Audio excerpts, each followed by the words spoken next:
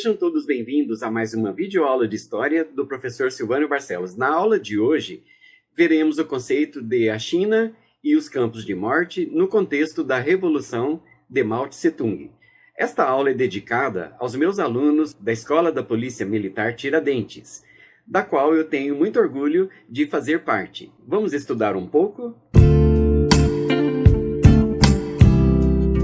Bom, é quase um senso comum entender que os estudos sobre os regimes coletivistas e totalitários ao longo da história sempre foram pautados através de um viés ideológico. Na aula de hoje, procuraremos demonstrar na prática os efeitos da política econômica do coletivismo através do estudo de caso da Revolução Chinesa empreendida por Mao Tse-tung. Os conteúdos aqui abordados foram extraídos de um artigo publicado por Lee Rockwell, que se encontra disponível no site do Instituto Mises Brasil. As consequências da política coletivista desenvolvida por Mao Tse-tung no contexto da Revolução Chinesa, sem dúvida alguma, se constitui na alta mortalidade que foi imposta ao povo chinês na década de 50. As estatísticas variam muito, mas por consenso, admite-se que os números de morte provocadas pela Revolução Chinesa oscilam entre, no mínimo, 40 milhões de mortes e, no máximo, 100 milhões de mortes. Após o período do grande salto para frente que ocorreu de 1959 a 1961, o número de mortos varia entre 20 milhões a 75 milhões de pessoas. No período anterior ao grande salto para frente foi de 20 milhões e no período posterior dezenas de milhões a mais.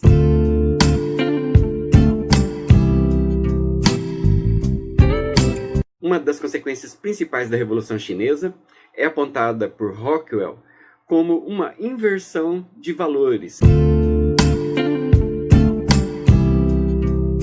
Assim, a terra de Lao Tse, que significa rima, ritmo, paz, a terra do taoísmo, que significa compaixão, moderação, humildade, e do confucionismo, que defendia piedade, harmonia social e progresso individual, foi confiscada pela importação da mais esquisita matéria-prima jamais conhecida pelos chineses, o marxismo alemão, importado através da Rússia, e suas consequências foram desastrosas. Se observarmos com cuidado a ideologia intrínseca na Revolução Chinesa, podemos entender que era uma ideologia que negava toda a lógica, toda a experiência, todas as leis econômicas, todos os direitos de propriedade e todos os limites sobre o poder de Estado, que alegava que estas noções eram meros preconceitos burgueses. O totalitarismo e o coletivismo na Revolução Chinesa afirmava que tudo o que era necessário para transformar a sociedade era criar um núcleo composto de pessoas iluminadas, dotadas de ilimitados poderes para modificar todas as coisas. Bom, a gente sabe que quando se concentra muito poderes nas mãos de poucos, há uma grande sedução e os resultados são absolutamente imprevisíveis. Para conseguir levar a efeito a comunização da China, Mao Tse-tung utilizou-se de 3 etapas distintas. A primeira dela foi a etapa dos expurgos, a segunda foi a etapa dos planejamentos e a terceira, a procura por bodes expiatórios. Vamos examinar de forma mais detalhada cada uma destas etapas. Na etapa dos expurgos, também chamada de purificação, havia rebeldes que precisavam ser mortos e terras a serem nacionalizadas. As igrejas tinham que ser destruídas, os contra-revolucionários tinham que ser suprimidos. Desta forma, a violência que começou no campo acabou se espalhando pelas cidades. Nesta etapa dos expurgos, os chineses foram divididos em 4 classes sociais que eram politicamente aceitáveis: os pobres, os semipobres, os médios e os ricos. Todos os outros eram considerados latifundiários e, assim, marcados para morrer. Se nenhum latifundiário fosse encontrado, então os ricos eram incluídos nesta lista. Nos verdadeiros encontros da amargura, as pessoas delatavam seus vizinhos que possuíam propriedades e que fossem politicamente desleais ao regime.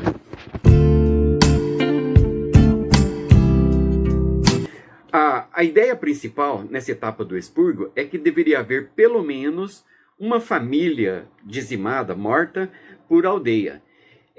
Nessa etapa, entre 4 e 6 milhões de proprietários de terra foram trucidados pelo simples fato de serem donos de capital, de serem burgueses, por assim dizer.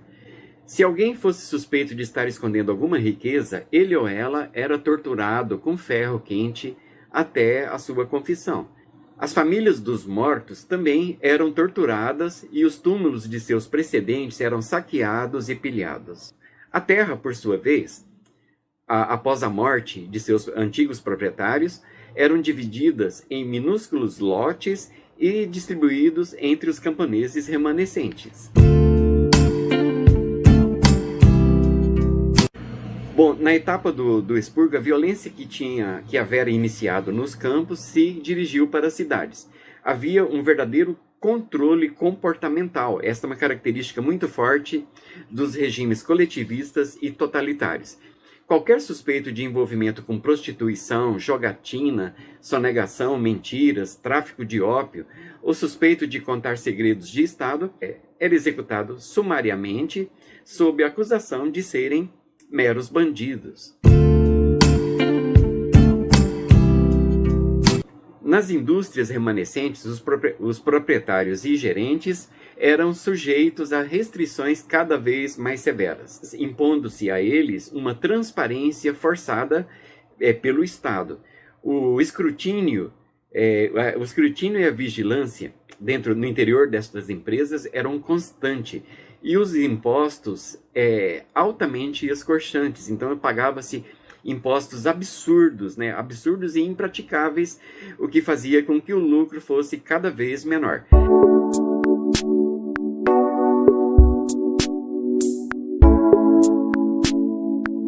Ardilosamente, Mao Tse-tung cria, no período do expurgo, a campanha das 100 flores. Na verdade, era uma tremenda armadilha. As pessoas eram encorajadas a falar abertamente e mostrar seu ponto de vista. Isso se constituiu uma verdadeira sedução entre a classe dos intelectuais. Essa liberalização durou muito pouco. Na verdade, entre 400 a 700 mil pessoas foram aprisionadas. Outras eram rotuladas de direitistas, estando portanto, sujeitas a interrogatório e reeducação. Outras eram expulsas de suas casas e isoladas.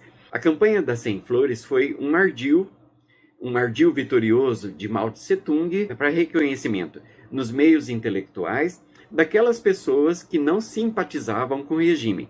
Então essa campanha saiu vitoriosa no sentido que houve uma total anulação da capacidade de pensar daqueles que não comungavam com os ideais da Revolução Chinesa, uma neutralização intelectual efetiva. Após a fase dos expurgos, começa a segunda fase, que é a dos planejamentos centrais. É uma etapa que acabaria por se tornar o grande salto para frente, que acabou provocando uma escassez de alimentos sem precedentes na história da China. Essa fase foi crucial, pois produziu, pela escassez de alimentos, verdadeiros campos de morte em toda a China.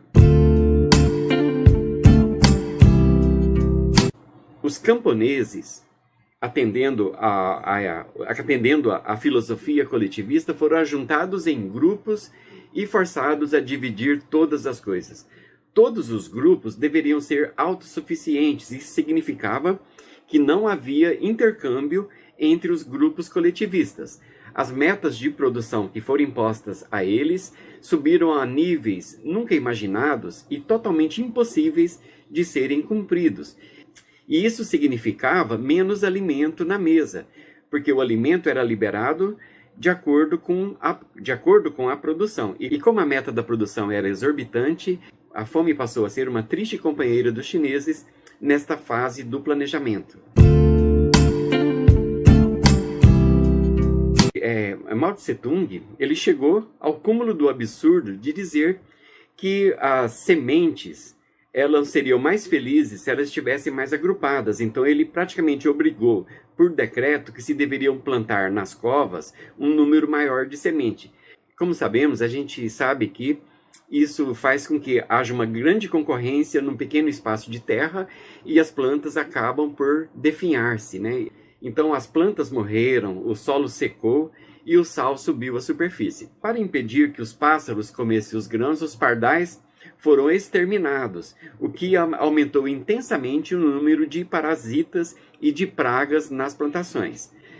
Erosões e enchentes se tornaram endêmicas devido a esta política equivocada de Mao Tse-tung. Os camponeses encontravam-se tão enfraquecidos que eram incapazes até mesmo de colher suas escassas safras, e assim morriam vendo o arroz apodrecer. As indústrias se avolumavam, mas não produziam nada de útil. A resposta do governo foi dizer às pessoas que gorduras e proteínas eram desnecessárias, mas a fome não podia ser negada. Como o intercâmbio, as transações comerciais eram proibidas entre as aldeias, por conta da ideia da autossuficiência, milhões morreram de fome devido à escassez de alimento. Já em 1960, a taxa de mortalidade pulou de 15% para 60% e a natalidade despencou a níveis inimagináveis. Quem quer que fosse pego estocando grãos era fuzilado sumariamente.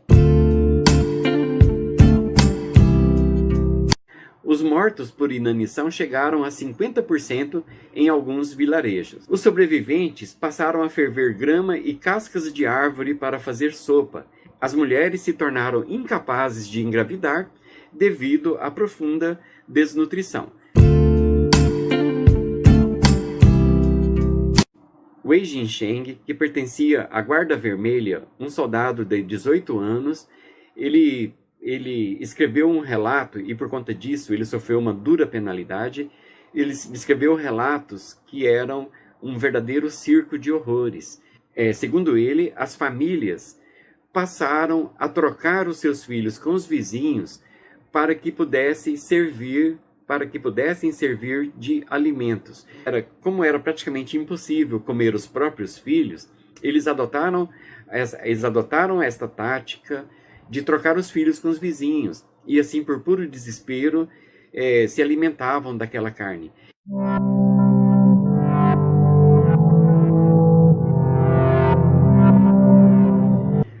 Bom, terminada a segunda fase, que era dos planejamentos centrais, inicia-se então a fase da caça aos bodes expiatórios. Bom, isso se deu devido ao fracasso das políticas empreendidas por Mao Tse-tung.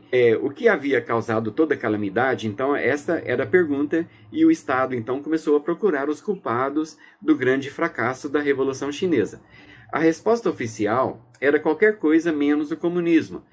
A resposta oficial poderia ser qualquer coisa menos o maoísmo defendido na Revolução Chinesa. Então, a captura de pessoas por motivos puramente políticos começou novamente. Iniciou-se, então, um período de uma verdadeira caça às bruxas. E aqui chegamos ao cerne da Revolução Cultural. Milhares de campos de detenção e confinamento foram abertos em toda a China. As pessoas que eram mandadas para lá morriam lá mesmo. Na prisão, utilizava-se das desculpas mais fajutas possíveis, das desculpas mais esfarrapadas, para se eliminar alguém. Tudo era válido para que houvesse sobra de alimentos.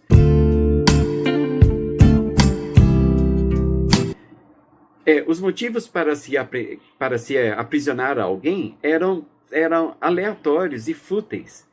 Todos tinham que carregar consigo o pequeno livro vermelho de Mao Tse-tung.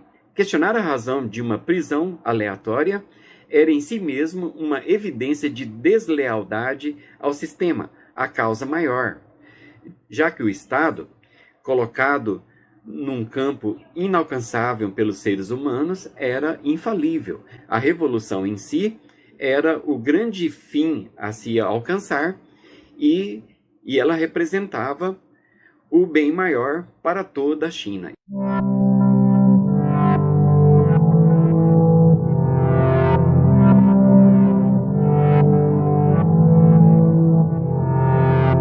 Inicia-se então o que é conhecido na historiografia como a Revolução Cultural de Mao Tse-tung.